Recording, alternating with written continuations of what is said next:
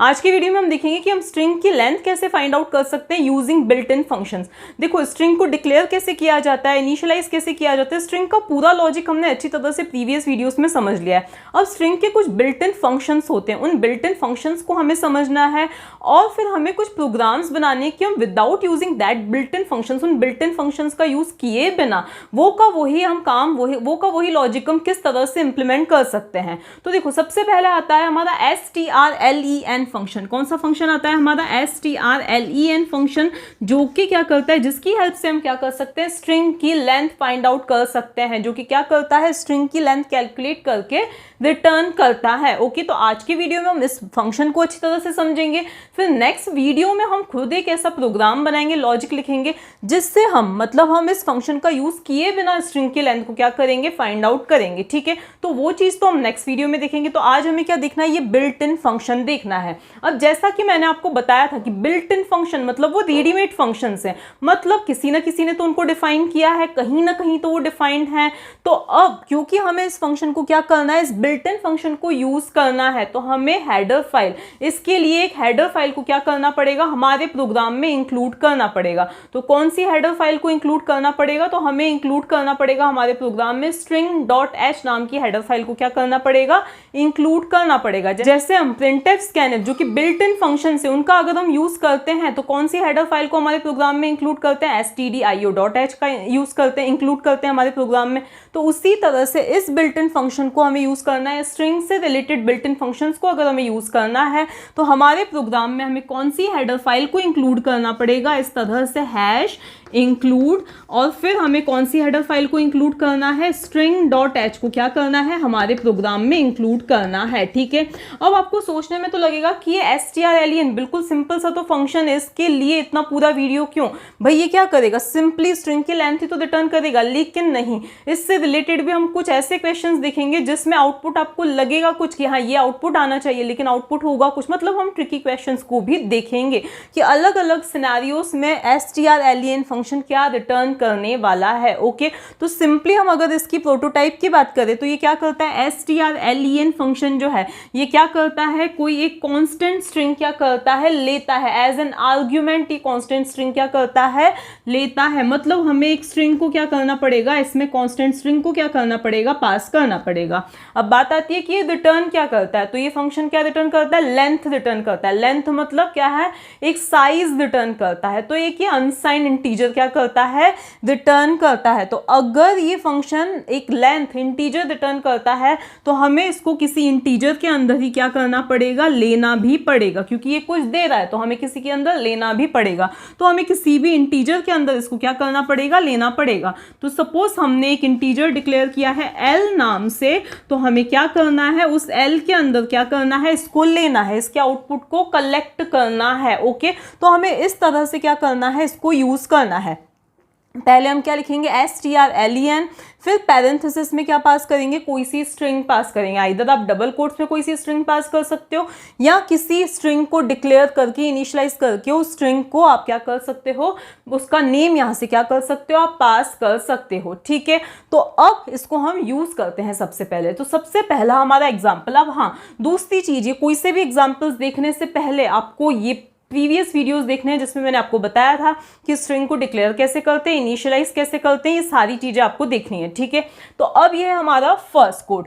इसमें हमने क्या किया है, ये l नाम का एक इंटीजर डिक्लेयर किया है।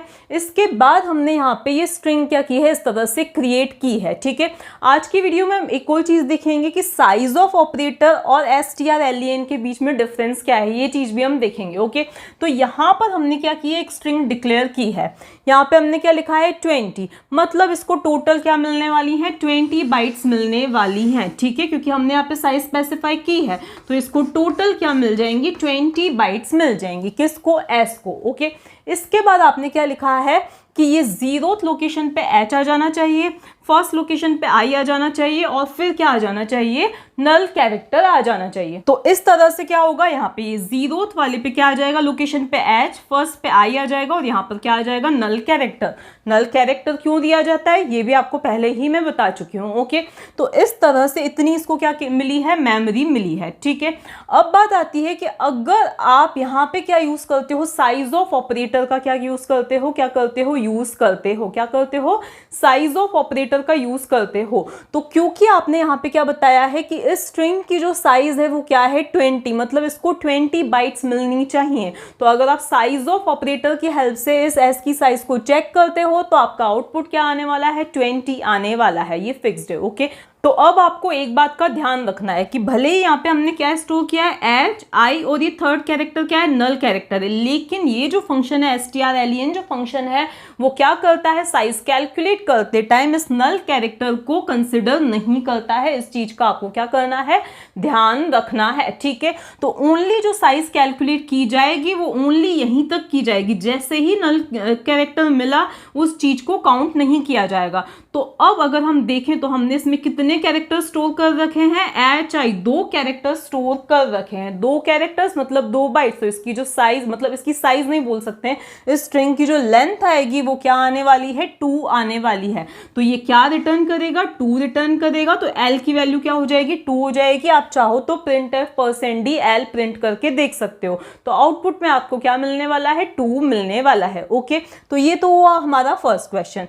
अब अगर यही हमने ये साइज स्पेसिफाई नहीं की होती, ठीक है, ये साइज हमने स्पेसिफाई नहीं की होती तो आउटपुट क्या आता, देखो, तो भी उस केस में भी strlen तो यही रिटर्न करता, क्या रिटर्न करता, क्योंकि हमने इसमें 2 कैरेक्टर्स ही क्या कर रखे हैं, इंसर्ट कर रखे हैं, डाल रखे हैं। ये तो नल कैरेक्टर है। ठीक है, तो strlen फंक्शन तो 2 ही रिटर्न करता, लेकिन अगर यही हमने क्या किया होता, साइज ऑफ ऑपरेटर या साइज ऑफ फंक्शन से हमने क्या चेक की होती, इसकी साइज चेक की होती, तो उस केस में ये साइज ऑफ क्या रिटर्न करता, 1, 2, 3, क्या रिटर्न करता, 3 रिटर्न करता। ठीक है, तो ये क्या है, इनमें डिफरेंस है। ओके, अब मान लिया आपने क्या किया होता, कुछ इस तरह से स्ट्रिंग को इनिशियलाइज किया होता, यहाँ पे दिया आपने char, यहाँ पे दिया आपने s, और यहाँ दिया आपने 20, और उसके अंदर ओनली आपने क्या लिखा है, हाई लिखा है। क्या लिखा है, हाई लिखा है। ठीक है, अब अगर आप साइज ऑफ ऑपरेटर का यूज करते हो और इस s की साइज कैलकुलेट करते हो, चेक करते हो, तो ऑब्वियसली 20 आने वाला है। लेकिन अगर आप क्या करते हो, strlen का यूज करते हो, तो उस केस में आप यूं मत समझना कि क्योंकि हमने यहाँ पे क्या दिया है, साइज क्या दी है, 20 दी है, तो इसकी लेंथ भी 20 ही आने वाली है। नहीं, क्या होगा, इसकी लेंथ क्या आएगी, 2 आएगी। क्यों आएगी इसकी लेंथ 2, क्योंकि हमने इसमें ओनली 2 ही कैरेक्टर्स दिए हैं। ठीक है, अब एक और चीज, मान लिया आपने इस तरह से क्या की है, एक स्ट्रिंग डिक्लेयर कर दी है। क्या कर दी है, डिक्लेयर कर दी है। यहाँ पे साइज क्या दी है आपने, 2 दी है, ओनली क्या दी है, 2 साइज दी है। लेकिन स्ट्रिंग की वैल्यू आपने क्या पूछी है, यूजर से पूछी है। यूजर से आपने स्ट्रिंग की क्या पूछी है, वैल्यू पूछी है, मतलब इनपुट आपने यूजर से लिया है। अब यूजर ने जो स्ट्रिंग दी है वो क्या दी है, हेलो। क्या दिया है यूजर ने, इनपुट में हेलो दिया है। तो हेलो किसके अंदर स्टोर हो जाएगा, इस एस के अंदर। मान लिया ये एस को ये मेमोरी मिली है, तो यहाँ पे क्या स्टोर हो जाएगा, HELLO, और फिर नल कैरेक्टर क्या हो जाएगा, यहाँ पे अपेंड हो जाएगा। ये सारी चीजें मैंने प्रीवियस वीडियोस में बताई ही है। ठीक है, तो अब अगर हम क्या चेक करते हैं, अब अगर हम लगाते हैं strlen फंक्शन की हेल्प से, अगर हम किसकी साइज चेक करते, साइज नहीं, लेंथ चेक करते हैं, किसकी, इस एस की लेंथ चेक करते हैं, तो इसका मतलब ये नहीं कि इसकी लेंथ क्या आएगी, 2 ही आएगी। इसकी लेंथ क्या आने वाली है, 1, 2, 3, 4, 5 क्या आने वाली है, इसकी लेंथ आने वाली है। आप चेक करके देख सकते हो। ठीक है, तो हमने ये भी देखा कि अगर हम यहाँ पे ज्यादा साइज स्पेसिफाई करते हैं तो साइज क्या आती है, लेंथ क्या आती है। हमने ये भी देखा कि अगर हम साइज क्या दे रहे हैं, यहाँ पे कम दे रहे हैं, और हम जो स्ट्रिंग दे रहे हैं वो थोड़ी बड़ी दे रहे हैं, तो उस केस में इसकी लेंथ क्या रिटर्न की जा रही है, ये भी हमने देख लिया। ठीक है, अब हम देखते हैं हमारा नेक्स्ट क्वेश्चन। यहाँ पे हमने क्या दी है, यहाँ पर एस, मतलब हमने स्ट्रिंग डिक्लेयर की है और उसके अंदर हमने क्या असाइन किया है, हाई, फिर ये \t और फिर fi। तो अब आपको क्या लगेगा कि इसकी जो लेंथ आएगी वो क्या आएगी, 1, 2, 3, 4, 5, 6, लेकिन ऐसा नहीं होगा। ये क्या है, \t है, ये क्या है, एस्केप सीक्वेंस। मतलब हम क्या कर रहे हैं, हम बता रहे हैं कि हाई के बाद क्या आना चाहिए, टैब आना चाहिए, उसके बाद FI, ठीक है। तो अगर आप सिंपली स्ट्रिंग को प्रिंट करते हो तो आउटपुट में क्या आने वाला है, HI, फिर टैब और फिर FI आने वाला है, ठीक है। लेकिन अगर आप इसकी लेंथ चेक करते हो तो आउटपुट में क्या आएगा, तो देखो आपका फर्स्ट कैरेक्टर, ये जो स्ट्रिंग है स्टोर कैसे होगी, ये 0th लोकेशन पे ये फर्स्ट लोकेशन पे आई, और फिर यहाँ पर हमें सेकेंड लोकेशन पे क्या, ये बैकस्लैश स्टोर होगा, नहीं ऐसा नहीं होगा। ये क्या है, टैब, टैब की खुद की कोई आस्की वैल्यू होती है, तो वो आस्की वैल्यू क्या होने वाली है, इस सेकेंड लोकेशन पे इस टैब के करस्पॉन्डिंग आस्की वैल्यू क्या होगी, स्टोर होगी। आप चेक करके देख सकते हो। तो ये क्या है, एक कैरेक्टर है, ये क्या है, एक कैरेक्टर है, ठीक है। तो टैब क्या है, एक कैरेक्टर है, तो उसकी आस्की वैल्यू क्या होगी, सेकेंड लोकेशन पे स्टोर होगी। फिर थर्ड लोकेशन पे F और फोर्थ लोकेशन पे क्या स्टोर हो जाएगा, I, और फिर फिफ्थ लोकेशन पे क्या स्टोर हो जाएगा, नल कैरेक्टर, लेकिन उसको काउंट नहीं किया जाता। तो टोटल कैरेक्टर्स कितने हुए, 1 2 3 4 एंड 5। तो इसका आउटपुट क्या आने वाला है, 5 आने वाला है। तो L की वैल्यू क्या आ जाएगी, 5 आ जाएगी। आप चेक करके देख सकते हैं। उसके बाद ये है हमारा नेक्स्ट कोड, जिसमें हमने क्या किया है, वही स्ट्रिंग को डिक्लेयर किया है और उसके अंदर क्या इनिशियलाइज कर दिया है, हेलो, और फिर कुछ इस तरह से हमने \0 वर्ल्ड लिखा है, ठीक है। अब आपको अगेन क्या लगेगा, क्योंकि ये \, कैरेक्टर है, तो ये दोनों मिलके बन गया एक कैरेक्टर। तो टोटल 1 2 3 4 5 6 7 8 9 10 11 इसका जो आउटपुट आएगा, अगर आप strlen से इसका आउटपुट चेक करते हो कुछ इस तरह से, सपोज आपने ये int l डिक्लेयर कर रखा है और फिर दिया l = strlen, और फिर क्या दे दिया है, s दे दिया है। फिर आप क्या करते हो, printf करते हो, और क्या करते हो, %d, और किसको प्रिंट कर रहे हो, आप l को प्रिंट करना चाह रहे हो। तो आपको लगेगा आउटपुट में क्या आएगा, 1 2 3 4 5 6 7 8 9 10 11 आएगा। लेकिन ऐसा नहीं होगा। क्यों ऐसा नहीं होगा, क्योंकि हेलो के जस्ट बाद आपने क्या दे दिया है, यहाँ पर नल कैरेक्टर दे दिया है। तो आपकी स्ट्रिंग, नल कैरेक्टर मतलब स्ट्रिंग टर्मिनेट हो चुकी है, तो आपकी स्ट्रिंग का टोटल एग्जिस्टेंसी कहाँ से कहाँ तक है, यहाँ से लेकर यहाँ तक है। तो आपकी स्ट्रिंग यहाँ पर 0, ये फर्स्ट, ये सेकेंड, ये थर्ड और फोर्थ लोकेशन में ये स्टोर हो गया, फिफ्थ लोकेशन में नल कैरेक्टर स्टोर हो गया, और ये वर्ल्ड जो है ये आपकी स्ट्रिंग का पार्ट ही नहीं है। तो टोटल आपकी स्ट्रिंग में कितने कैरेक्टर्स हैं, 1 2 3 4 5, टोटल 5 कैरेक्टर्स हैं। तो इसका आउटपुट भी क्या आने वाला है, 5 ही आने वाला है। ओके, तो ये क्या है हमारा strlen के हमने। अब एक और कोड हम देखते हैं। अब ये है कुछ और एग्जांपल्स। अब ये यहाँ पे देखो, इस क्वेश्चन में हमने क्या किया है, nm नाम से एक स्ट्रिंग को क्या किया है, डिक्लेयर किया है। तो इसको टोटल 30 बाइट्स मिलने वाली है, ये चीज तो आपको पता ही है, ठीक है। ये है सपोज हमारी 0th लोकेशन, ये फर्स्ट, ये सेकेंड, ये थर्ड, इसी तरह से टोटल कितनी बाइट्स मिल जाएंगी इसको, 0 से लेकर 19 तक इसको क्या मिल जाएंगी, टोटल 20 बाइट्स मिल जाएंगी। ओके, इसके बाद हमने क्या किया है, यहाँ पर गेट्स का यूज करके यूजर से इनपुट लिया है। गेट्स का यूज करके यूजर से क्या लिया है, इनपुट लिया है। ओके, तो सपोज यूजर ने कुछ इनपुट में ऐसे दिया है BHUMI, और उसके बाद यूजर ने क्या दिया है, टैब दिया है। क्या दिया है, टैब दिया है। ओके, तो टैब प्रेस किया और उसके बाद में कुछ इस तरह से यूजर ने इनपुट दिया है। ओके, तो अब यहाँ पे क्या स्टोर होगा, यहाँ पर B स्टोर होगा, यहाँ पर H स्टोर होगा, यहाँ पर UM, फिर I।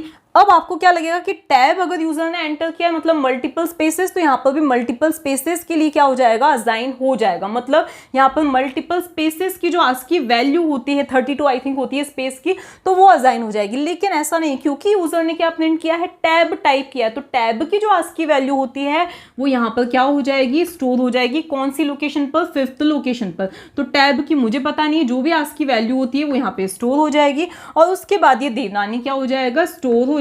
तो DEV और जो भी है वो स्टोर हो जाएगा, यहाँ पे क्या हो जाएगा, स्टोर हो जाएगा। ओके, तो अब अगर यहाँ पर आप क्या करते हो, len की हेल्प से क्या करते हो, इसकी लेंथ चेक करते हो। तो अब देखो, ये 0, ये 1, ये 2, ये 3, ये 4, फोर्थ लोकेशन तक आई स्टोर हुआ।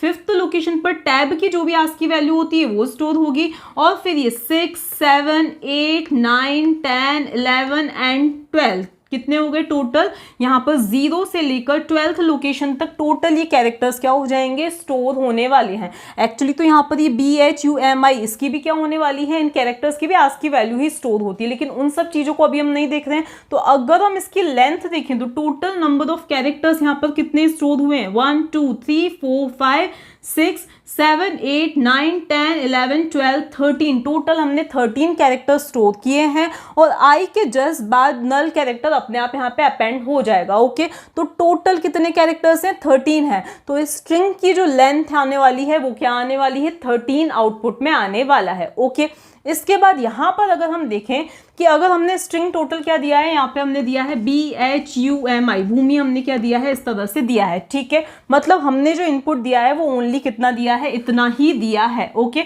इसके बाद में हमने यहाँ पे M%NM और यहाँ पर सबस्क्रिप्ट में हमने क्या लिखा है, 2 लिखा है। मतलब हम कौन सी लोकेशन का एड्रेस यहाँ से पास कर रहे हैं, अगर हम ओनली NM लिखते हैं इसका मतलब क्या है कि स्ट्रिंग का जो बेस एड्रेस है वो पास होता है। क्या होता है, स्ट्रिंग का बेस एड्रेस, बेस एड्रेस मतलब स्टार्टिंग लोकेशन का एड्रेस सपोज 1000 है तो अपने आप ही क्या पास हो जाएगा, 1000 पास हो जाएगा। लेकिन यहाँ हमने क्या लिखा है, M%NM2, तो 0 1 2 सेकेंड लोकेशन का जो भी एड्रेस होगा वो क्या होने वाला है, पास होने वाला है। तो सेकेंड लोकेशन का एड्रेस क्या होगा, अगर इसका 1000 है तो 1001 एंड 1002 क्या होने वाला है इसका एड्रेस। तो अब यहाँ पर क्या जाने वाला है, 1002, मतलब इस लोकेशन का एड्रेस जा रहा है। तो जो लेंथ कैलकुलेट होगी वो भी क्या होगी, इसके बाद से ही कैलकुलेट होगी। ठीक है, तो हमने क्या अज्यूम किया है कि हमने ओनली इतनी स्ट्रिंग दी थी। ठीक है, तो अब जो लेंथ आएगी वो क्या आएगी, 1 2 एंड 3 आएगी। क्या आएगी, 1 2 एंड 3। मतलब अब जो लेंथ कैलकुलेट होगी वो कहाँ से कैलकुलेट होगी, सेकेंड लोकेशन से क्या होने वाली है, लेंथ कैलकुलेट होने वाली है। ओके, इसके बाद ये क्या है, हमारा नेक्स्ट कोड है जिसमें हमने क्या किया है, स्ट्रिंग डिक्लेयर करके उसके अंदर कुछ इस तरह से असाइन कर दिया है। अब आपको क्या लगेगा कि इसकी लेंथ क्या आनी चाहिए, 2, एक इस कैरेक्टर के लिए और एक इस कैरेक्टर के लिए, लेकिन ऐसा नहीं है। हमने अगर \x लिखा है तो इसका मतलब ये सिर्फ ये इंडिकेट कर रहा है कि ये क्या है, हेक्साडेसिमल क्या है, कैरेक्टर है, कांस्टेंट है। ठीक है, तो अब हम क्या बता दें कि ये हेक्साडेसिमल कांस्टेंट हम a स्टोर कर रहे हैं, तो ये एक ही कांस्टेंट हम दे रहे हैं, एक ही कैरेक्टर यहाँ से पास कर रहे हैं, क्योंकि ये चीज ओनली ये इंडिकेट कर रही है कि हेक्साडेसिमल कांस्टेंट है। तो इसका आउटपुट भी क्या आने वाला है, ओनली 1 ही आने वाला है। किसका आउटपुट, अगर हम इस तरह से लेंथ चेक कर रहे हैं तो इसका आउटपुट क्या आएगा, ओनली 1 आएगा।